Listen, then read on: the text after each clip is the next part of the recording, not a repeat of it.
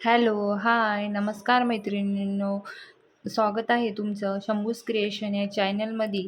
तर चला, आज आपण सोप्या पद्धतीने बोटनेक ब्लाऊजची कटिंग कशी करायची, तर आज या व्हिडिओमध्ये आपण स्टेप बाय स्टेप बघणार आहे. आणि खूप सोपी पद्धत आहे, खूप इझीवाली.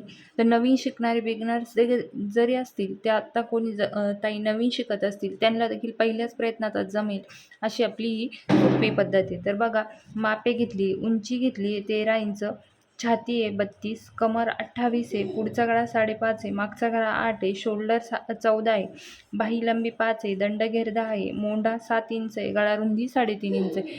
तर आज आपण बोटनेक ब्लाऊजची कटिंग करणार आहेत. अगोदर आपण इथं बॅक पार्टची कटिंग करणार. तर इथं बघा, लक्षात घ्या, तुम्ही जर असे शीटवर पॅटर्न वगैरे काढून घेतली, तर तुमच्याकडे जसं परत पुन्हा तेच मेजरमेंटचं ब्लाऊज झालं तर तुम्हाला सोपं पडतं. एकदा पॅटर्न काढेल असल्यावर आपल्याला परत परत ड्राफ्टिंग वगैरे करायची गरज पडत नाही. तेच पॅटर्न आपण ब्लाऊज पीसवर ठेवून कट करू शकतो.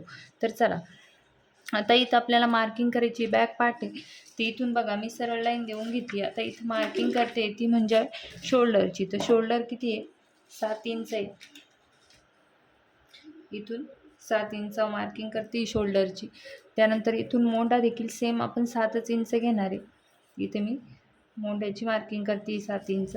इथून आपल्याला चेक करून घ्यायचं आहे 7 इंचच येत आहे का, तर इथे येत आहे. तर इथं मार्किंग करून घेतली. स्केलने आपण ही मार्किंग जोडून घेऊ. इथं बघा, त्यानंतर बघा, तुम्हाला इथं मार्किंग करायची ती म्हणजे छातीची. तर छाती किती आपली 32, तर भागिले 4 करायचं, तर किती येईल? 8 इंच. त्याच्यात शिलाई मार्जिन घेतली मी 2 इंच. तर बघा, 8 इंच आणि शिलाई मार्जिन 2 इंच, असं 10 इंच इथे मी मार्किंग करून घेते. तुम्ही शिलाई मार्जिन तुमच्या चॉईसनुसार घेऊ शकता. समजलं? तर हे बघा, आता इथं स्ट्रेट लाईन देऊन घेऊ आपण. त्यानंतर उंचीची मार्किंग करायची. तर उंची किती आहे? 13 इंच आहे. तर इथं 14 मी मार्किंग करून घेते. हे बघा, इथे स्केलने आपण लाईन सरळ करून घेऊ.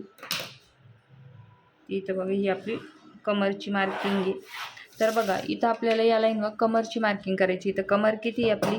32. तर 32चा सॉरी, छाती आपली 32 आहे, कमर आपली 28 आहे. कमरला 28 भागिले 4 करायचं आहे. कमरचा चौथा भाग काढायचा आहे. तर किती?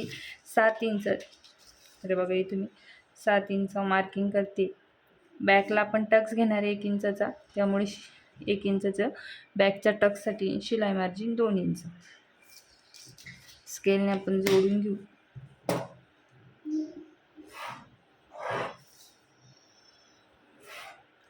नंतर बघा, तुम्हाला इथं क्रॉसमध्ये मार्किंग करायची ती म्हणजे 1 इंचावर. कशासाठी? जो आपला शेप आहे मोंढ्याचा तो देण्यासाठी. तर इथं बघा, मी हातानेच असा शेप देऊन घेते.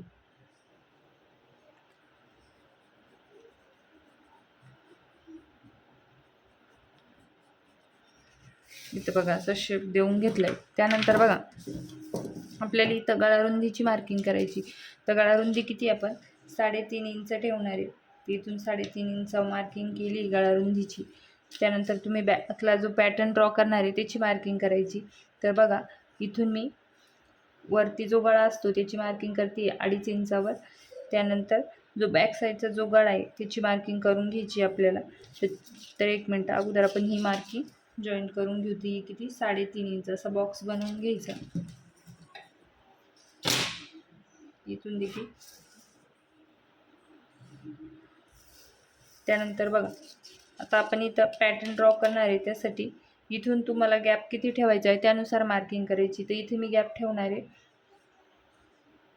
2.5 इंचचा, म्हणजे शिलाईमध्ये अर्धा इंच जाईन तर आपला 1.5 इंचचा बेल्ट तयार होईल. आणि खालून आपल्याला बेल्ट किती तयार हवा आहे त्यानुसार मार्किंग करायची. तर इथं बेल्ट मी ठेवते 3.5 इंच.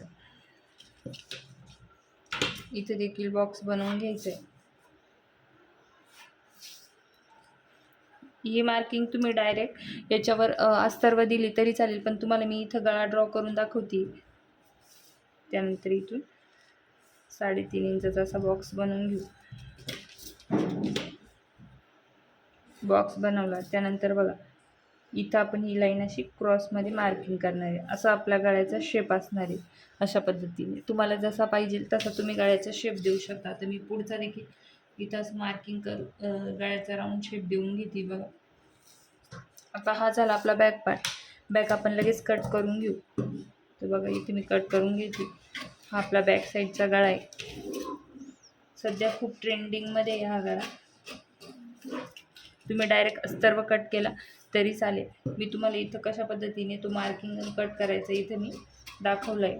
त्यानंतर ही लाईन कट करून घेऊ आपण पुढच्या वरच्या गळ्याची. त्यानंतर इकडे खालची कमरची लाईन,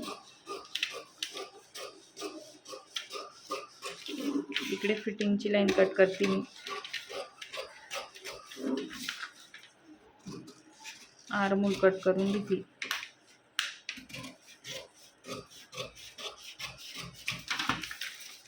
तर बघा असं आपण बॅक पार्ट कट केला. त्यानंतर बघा मी दुसरा कार्डशीट पेपर घेतला आहे आणि बॅक पार्ट आपल्याला ॲज इट इज जसा आहे तसा ड्रॉ करायचा आहे. पण इथं मार्जिन वाढवायची. ती म्हणजे बघा इकडनं आपण बॅक फ्रंटला आई उपपट्टी घेत असतोय, त्यामुळे इकडनं अर्धा इंच राहू द्यायचं आहे. आणि खालून आता प्रिन्सेस कट ड्रॉ करणार आहे, तर आपण खालून देखील अर्धा इंच एक्स्ट्रा ठेवलं आहे. आणि आता ॲज इट इज जसा आहे तसा बॅक पार्ट इथे मी ड्रॉ करून घेते.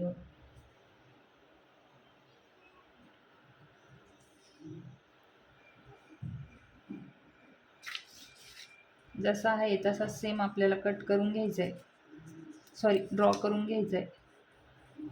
ते बघा मी इथं ड्रॉ करून घेतला. खालून अर्धा इंच वाढवलं आहे आणि इकडनं आई उपपट्टीसाठी अर्धा इंच वाढवले आहे. तर बॅक पार्ट मी बाजूला घेते.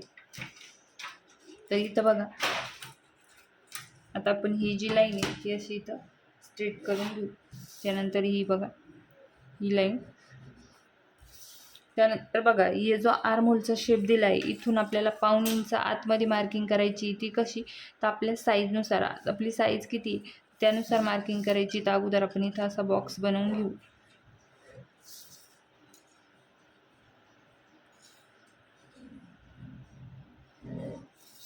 तर हे बघा इथे मी बॉक्स बनवला. आता इथून आपल्याला हा बॉक्स आहे, इथून आपल्याला पाऊण इंच आतमध्ये मार्किंग करायची. ते बघा इथून मी पाऊण इंच म्हणजे एक लाईनला सॉरी 1 इंचाला 2 लाईन कमी असं मार्किंग केलं आहे. ती इथं आपण असं जॉईंट करून घेऊ बघा इथं. त्यानंतर इथून क्रॉसमध्ये मार्किंग करायची पाऊण इंचावर. तर इथे मी पाऊण इंचावर मार्किंग करते. आणि इथं फ्रंटचा जो आपला आर्महोलचा शेप आहे तो इथे मी ड्रॉ करून घेते. बघा खूप सोपी पद्धत आहे आणि फिटिंगला देखील खूप ब्लाऊज छान बसते. तर बघा हा फ्रंटचा आर्महोल आहे, हा बॅकचा आर्महोल आहे, हा कट होईल आपलं, समजलं. त्यानंतर बघा आता इकडनं देखील आपण अर्धा इंच एक्स्ट्रा घेतलं होतं ना. तर बघा हे अर्धा इंच एक्स्ट्रा घेतले, त्यामुळे ते मार्किंग करून घेतलं. त्याच्या पुढे आपल्याला मार्किंग करायचं.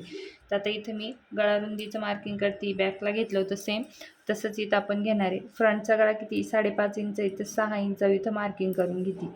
त्यानंतर इथं देखील गळा रुंदी 3.5 इंच. तर लक्षात घ्या मेजरमेंट टाकताना या लाईनच्या पुढूनच घेतोय आपण, कारण ती आपली आय उपपट्टीची लाईन, समजलं.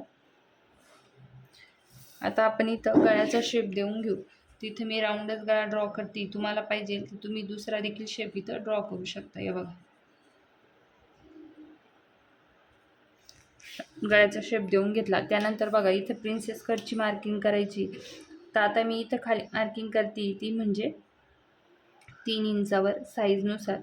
त्यानंतर वरतून टक्सची मार्किंग करते. तर वरतून टक्स घेते मी 10 इंचावर.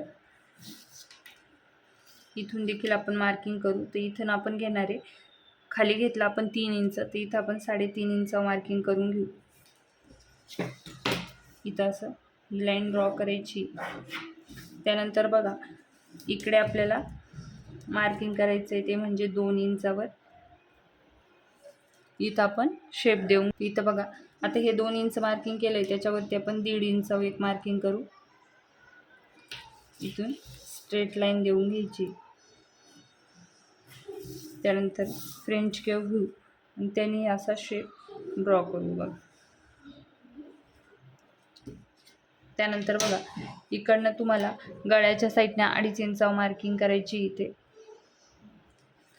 इथं बघा प्रिन्सेस कटचा शेप आता देऊन घ्यायचा आहे. तर आता ही 2.5 इंचाची मार्किंग का केली, या 2.5 इंचाच्या मार्किंगच्या आतमध्ये तुम्हाला जायचं नाही, त्यासाठी ती आपण मार्किंग केली. तिच्यावरच आपला हा शेप आला पाहिजे असं काही नाही.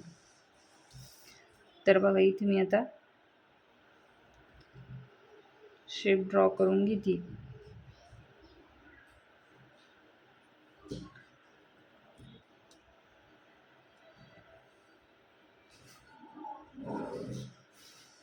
आता आपला हा जो शेप इथं आला असेल तर तुम्हाला वाटत असेल तर बघा, आता आपला आर्महोल बोट नेकचा आहे, त्यामुळे आर्महोल खाली आला आहे, त्यामुळे शेप इथं जॉईन झाला तरी काही हरकत नाही, टेन्शन नाही घ्यायचं. तर बघा त्यानंतर आपल्याला आता इथून प्रिन्सेस कटचा शेप दिला आहे ना आपण, ते मार्जिन वाढवायचे. ते वरतून आपण 1 इंच वाढवणार आहे, खालून आपण 2 इंच वाढवणार आहे. त्यानंतर आपण कट करून घेऊ, सॉरी मार्किंग करायची. त्यानंतर बघा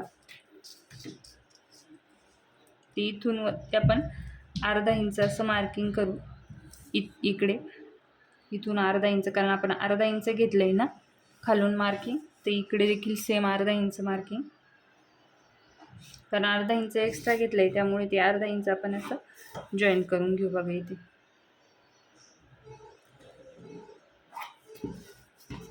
तर अशा पद्धतीने आपण फ्रंट पार्टची देखील ड्राफ्टिंग केली. आता आपण तो कट करून घेऊ. हे बघा कट करून घ्यायचे, इकडे देखील सेम.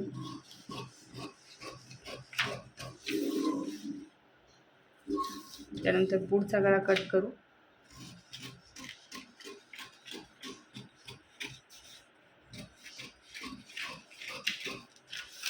शोल्डर लाईन कट करायची. आर्महोल आता बॅकचा नाही फ्रंटचा कट करायचा आहे, तरी बघा इथं मी हा आर्महोल फ्रंटवाला कट करून घेते.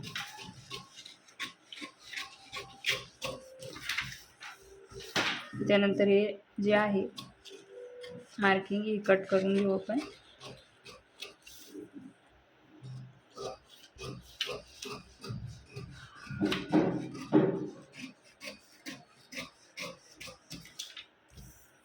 हे बघा अशा पद्धतीने आपण प्रिन्सेस कट करून घेतला आहे, बोटनेक प्रिन्सेस कट. आता बॅक आणि फ्रंट आपले दोन्ही पण कट झाले. तर बघा हा आपला बॅक पार्ट आहे, हा देखील डिझाईन कशा पद्धतीने ड्रॉ करायची मी इथे तुम्हाला दाखवली.